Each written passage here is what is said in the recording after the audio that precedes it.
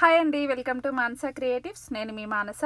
ఈరోజు వీడియో వచ్చేసి వినాయక చవితి యొక్క ప్రాముఖ్యత, విశిష్టత, అలాగే వినాయక చవితికి సంబంధించిన కథను కూడా మనం ఈ వీడియోలో తెలుసుకుందాం.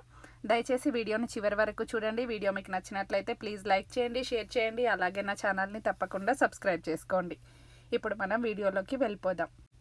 శుక్లాం వరదరం విష్ణుం శశివర్ణం చతుర్భుజం ప్రసన్నవదనం ధ్యాయేత్ సర్వ విఘ్నోపశాంతహే అగజాననం పద్మార్కం గజానన మహర్నిశం అనేకదంతం భక్తానాం ఏకదంతం ఉపాస్మహే అని మనం ఆ విఘ్నేశ్వరుణ్ణి ప్రార్థిస్తాం.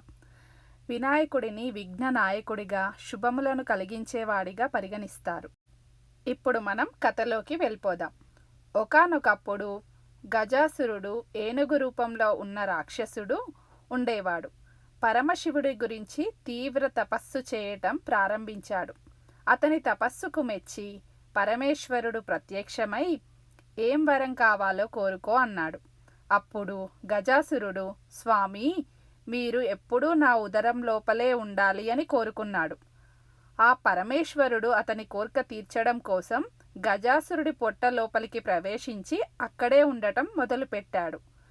ఇదిలా ఉంటే కైలాసంలో ఉన్న పార్వతీదేవి భర్త గురించి తెలియక అన్ని చోట్ల వెతుకుతూ కొంతకాలానికి శివుడు గజాసురుడి పొట్టలో ఉన్నాడని తెలుసుకుంటుంది. కానీ శివుడిని ఏ విధంగా బయటకు రప్పించాలో తెలియక ఎంతో బాధపడి చివరికి విష్ణుమూర్తిని ప్రార్థించగా తన భర్త విషయం చెప్పింది. ఓ మహానుభావ, పూర్వం భస్మాసురుని బారి నుండి నా భర్తను కాపాడి నాకిచ్చావు. ఇప్పుడు కూడా ఏదన్నా ఉపాయం ఆలోచించు అని కన్నీళ్లు కార్చింది పార్వతీదేవి. విష్ణుమూర్తి పార్వతీదేవిని ఓదార్చి పంపేశాడు. అప్పుడు శ్రీహరి, బ్రహ్మ మొదలైనటువంటి దేవతలందరూ పిలిచి గజాసురుని చంపేందుకు గంగిరెద్దును ఆడించేవాడిగా వెళ్ళటమే సరైనదని నిర్ణయించారు. శివుడి వాహనం నందిని ఒక గంగిరెద్దుగా చేసి బ్రహ్మ మొదలైన దేవతల చేత తలా ఒక వాయిద్యాన్ని ఇచ్చాడు. తాను చిరుగంటలు, సన్నాయి తీసుకొని గజాసురుడు ఉండే గజాసురపురం దగ్గరకు వెళ్ళాడు. అక్కడ గజాసురుడిని ఎదురుగా చక్కగా నందిని ఆడించాడు. ఆ గంగిరెద్దు ఆట చూసి గజాసురుడు ఆనందం పొంది మీకేం కావాలో కోరుకోండి అని చెప్తాడు. అప్పుడు శ్రీహరి, ఇది శివుడి వాహనం నంది, శివుడిని వెతికేందుకే వచ్చింది కాబట్టి శివుడిని ఇవ్వు అని కోరాడు. ఆ మాటలు విని ఆశ్చర్యపోయినటువంటి గజాసురుడు గంగిరెద్దులను ఆడించేందుకు వచ్చినవాడు శ్రీహరి అని తెలుసుకొని తనకు చావు తప్పదని అర్థం చేసుకున్నాడు. అప్పుడు తన పొట్టలోపల ఉన్న శివుడిని, నా శిరస్సు అందరికీ పూజనీయంగా ఉండాలి, నా చర్మం నువ్వు ధరించాలి అని కోరుకున్నాడు. తర్వాత తనను చంపేందుకు శ్రీహరి అనుమతిని ఇచ్చాడు. నంది తన కొమ్ములతో గజాసురుడిని పొట్టను చీల్చగా లోపల నుండి శివుడు బయటకు వస్తాడు.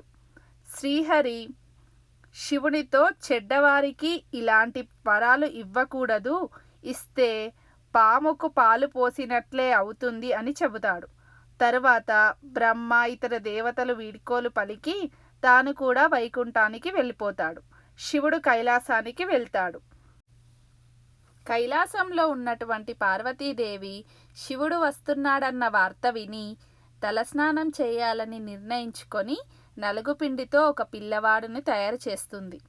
అతడికి ప్రాణం పోసి గుమ్మం ముందు ఉంచుతుంది.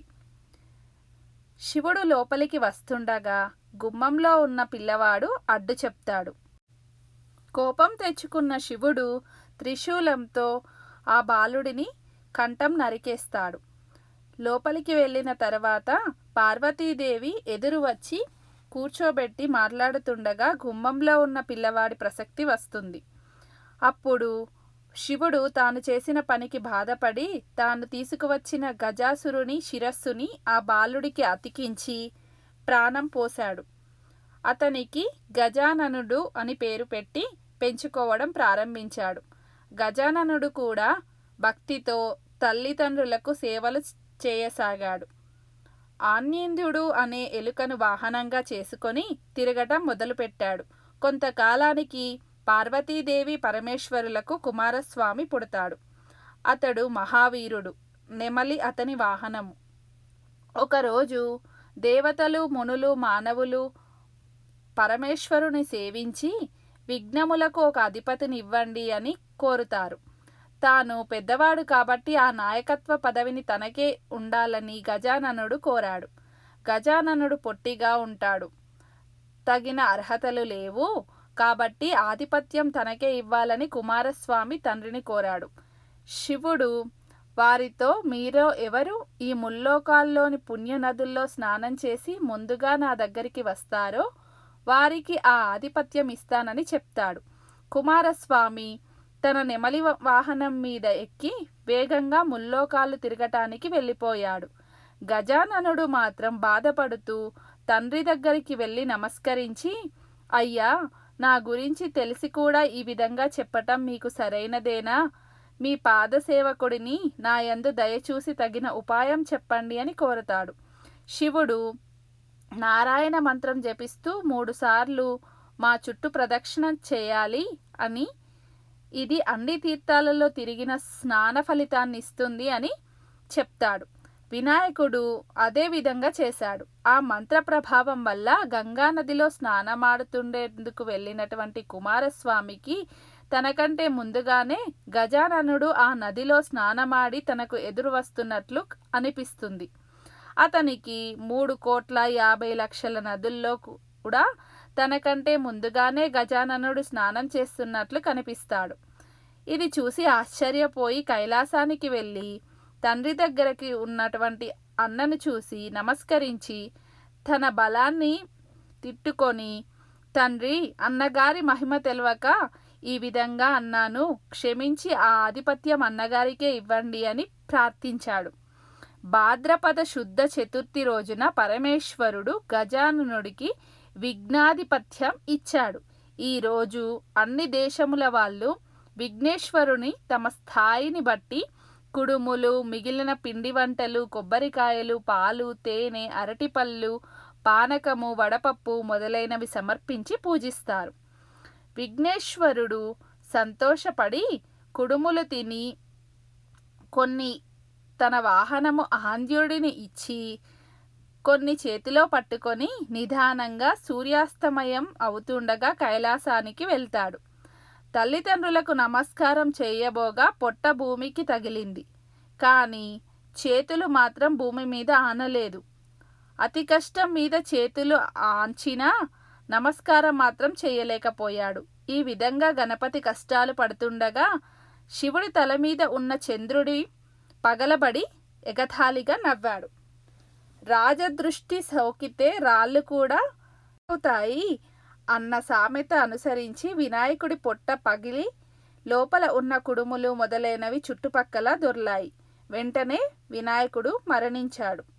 పార్వతీదేవి ఏడుస్తూ చంద్రుడిని చూసి, పాపాత్ముడా, నీ దృష్టి తగిలి నా కుమారుడు మరణించాడు కాబట్టి నిన్ను చూసిన వాళ్ళు పాపాత్ములై నీలాప నిందలు పొందుతారు అని శపించింది. ఋషిపత్నులకు నీలాప నిందలు. పార్వతీదేవి చంద్రుని శపించిన సమయంలో సప్త ఋషులు భార్యలతో కలిసి యజ్ఞం చేస్తూ అగ్నిదేవునికి ప్రదక్షిణం చేస్తున్నారు. అగ్నిదేవుడికి ఋషిపత్నుల మీద మోహం కలిగింది. కోరిక తీరక శపిస్తారేమో అన్న భయంతో అగ్ని క్షీణింపసాగాడు. భర్త కోరిక తెలుసుకున్న స్వాహాదేవి ఋషుల భార్యల రూపంలో అగ్నిదేవుడిని చేరింది. అగ్నిదేవుడితో ఉన్నది తమ భార్యలేనని భ్రాంతి చెందిన ఋషులు వారిని విడిచిపెట్టారు. శాపగ్రస్తుడైనటువంటి చంద్రుని చూడటం వలనే ఋషుల భార్యలు నీలాప నిందలకు గురయ్యారని దేవతలు గ్రహించారు. వీరందరూ బ్రహ్మదేవునితో కలిసి కైలాసానికి వెళ్తారు. మరణించిన విఘ్నేశ్వరుని బ్రహ్మదేవుడు తిరిగి బ్రతికిస్తాడు. తర్వాత పార్వతీదేవితో, అమ్మా, నీవు చంద్రునికి ఇచ్చిన శాపం వలన ఆపద కలిగింది కావున ఆ శాపాన్ని ఉపసంహరించుకో అని కోరాడు. అప్పుడు పార్వతీదేవి ఏ రోజున చంద్రుడిని విఘ్నేశ్వరుని చూసి నవ్వాడో ఆ రోజు చంద్రుణ్ణి చూడకూడదు అని శాపాన్ని సవరించింది. ఆ రోజు నుంచి అందరూ భాద్రపద శుద్ధ చవితి నాడు చంద్రుణ్ణి చూడకుండా జాగ్రత్తగా ఉండి సుఖంగా ఉన్నారు. ఇలా కొంతకాలం గడిచింది. ద్వాపర యుగంలో ద్వారకలో నివాసం ఉన్న శ్రీకృష్ణుడిని నారదుడు కలిశాడు. కాసేపు మాట్లాడిన తర్వాత, ఈరోజు వినాయక చవితి, పార్వతీ శాపం కారణంగా చంద్రుడిని చూడకూడదు, నేను వెళ్తానని కృష్ణుడికి చెప్పి నారదుడు వెళ్ళిపోయాడు. ఆ రోజు రాత్రి ఎవ్వరూ చంద్రుడిని చూడకూడదని పట్టణంలో శ్రీకృష్ణుడు చాటింపు వేయించాడు. శ్రీకృష్ణుడికి పాలంటే ఇష్టం. ఆ రోజు రాత్రి శ్రీకృష్ణుడు ఆవు పాలను త్రాగుచుండగా పాత్రలోని పాలలో చవితి చంద్రుడిని ప్రతిబింబాన్ని చూశాడు. దానితో తనకెలాంటి అపనింద వస్తుందోనని చింతించాడు. కొన్ని రోజులు గడిచాయి. సత్రజిత్తు సూర్యుడిని వరంతో శమంతకమణి సంపాదించాడు. రోజుకు 10 బారవుల బంగారాన్నిచ్చే ఆ మణిని తీసుకొని ద్వారకకు వెళ్తాడు. శ్రీకృష్ణుడు సత్రజిత్తుకు అతిథి మర్యాదలు చేసి ఆ మణిని తనకు ఇవ్వమని కోరాడు. అందుకు సత్రజిత్తు ఒప్పుకోలేదు. తరువాత ఒకరోజు సత్రజిత్తు తమ్ముడు ప్రసేనుడు శమంతకమణిని మెడలో వేసుకొని అడవికి వేటకు వెళ్తాడు. అడవిలో ఒక సింహం ఆ మణిని చూసి మాంసం ముక్క అనుకొని ప్రసేనుణ్ణి చంపేసింది. మణిని నోట కరుచుకొని వెళ్తున్న సింహాన్ని జాంబవంతుడు చంపాడు. శమంతకమణిని కొండ గుహలో ఉన్న తన కూతురు జాంబవతికి ఆట వస్తువుగా ఇచ్చాడు. మరుసటి రోజు సత్రజిత్తు తమ్ముడి మరణ వార్త విన్నాడు. శ్రీకృష్ణుడే తన తమ్ముడిని చంపి శమంతకమణిని అపహరించాడని నిందించాడు. శ్రీకృష్ణుడు అది విన్నాడు.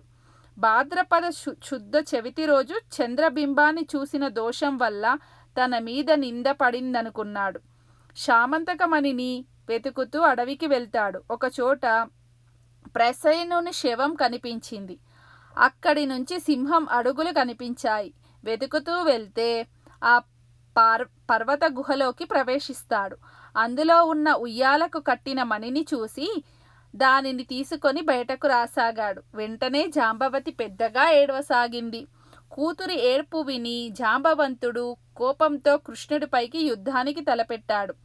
వారిద్దరి మధ్య 28 రోజుల యుద్ధం జరిగింది. జాంబవంతుని శక్తి తగ్గిపోయింది. తనతో యుద్ధం చేస్తున్నవాడు శ్రీరామచంద్రుడి అని తెలుసుకున్నాడు. త్రేతాయుగంలో జాంబవంతుడు శ్రీరాముడితో యుద్ధం చేయాలని కోరాడు. ఆ కోరికని ఇప్పుడు శ్రీకృష్ణుడి రూపంలో వచ్చి తీర్చాడని గ్రహించాడు. శ్రీకృష్ణుడికి నమస్కరించి శమంతకమణితో పాటు తన కుమార్తెను జాంబవంతిని కూడా ఆయనకు సమర్పించాడు. శ్రీకృష్ణుడు శమంతకమణిని తెచ్చి సత్రజిత్తుకు ఇచ్చాడు. నిజం తెలుసుకున్న సత్రజిత్తు తనను క్షమించమని శ్రీకృష్ణుడిని వేడుకున్నాడు. తన కుమార్తె సత్యభామనిచ్చి వివాహం జరిపించాడు. శమంతకమణిని కూడా శ్రీకృష్ణుడికే ఇచ్చేశాడు. ఆ సమయంలో అక్కడకు వచ్చిన మునులు శ్రీకృష్ణుడితో, మీరు సమర్థులు కనుక మీపై పడిన నిందను పోగొట్టుకోగలిగారు, మా వంటి వారికి ఏది గతి అన్నారు. భాద్రపద శుద్ధ చవితి నాడు యథావిధిగా వినాయకుడిని పూజించి ఆ శామంతకోప్యానాన్ని విని అక్షంతలు తలపై వేసుకున్న వారికి ఆ రోజు చంద్రదర్శనమైన కూడా అపనిందలు కలగవని శ్రీకృష్ణుడు చెబుతాడు. ఆనాటి నుండి ప్రతి సంవత్సరం భాద్రపద శుద్ధ చవితి రోజు దేవతలు, మహర్షులు, మానవులు తమ శక్తికి తగ్గట్లుగా గణపతిని పూజించి తమ కోరికలు తీర్చుకుంటున్నారు. ఈ కథను చదివిన గాని విన్నా గాని తలపై అక్షంతలు వేసుకొని వినాయక వ్రతాన్ని ముగించాలన్నమాట. చివరగా వినాయకుడి ఎదుట వీలైనటువంటి గుంజీలు తీసి సాష్టాంగ నమస్కారాలు చేసుకోవాలి. ఇదండి వినాయక చవితికి సంబంధించిన కథ విశిష్టత. మీకు ఈ వీడియో నచ్చిందని అనుకుంటున్నాను. నచ్చినట్లయితే ప్లీజ్ లైక్ చేయండి, షేర్ చేయండి. అలాగే నా ఛానల్ని తప్పకుండా సబ్స్క్రైబ్ చేసుకోండి. ఆ గణనాయకుని ఆశీర్వాదాలు మనపై ఉండాలని కోరుకుంటూ ఈ వీడియో ఇంతటితో ముగిస్తున్నాను. Thank you for watching. Please subscribe my channel.